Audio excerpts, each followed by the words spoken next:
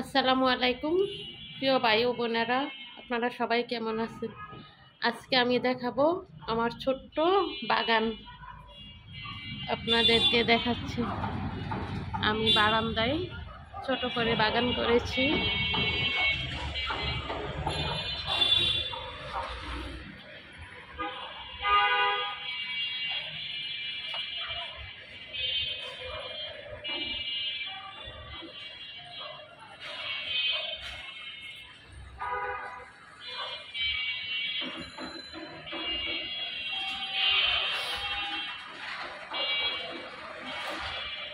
আরেকটা ছোট বাগান আছে আরেক বারান্দায়।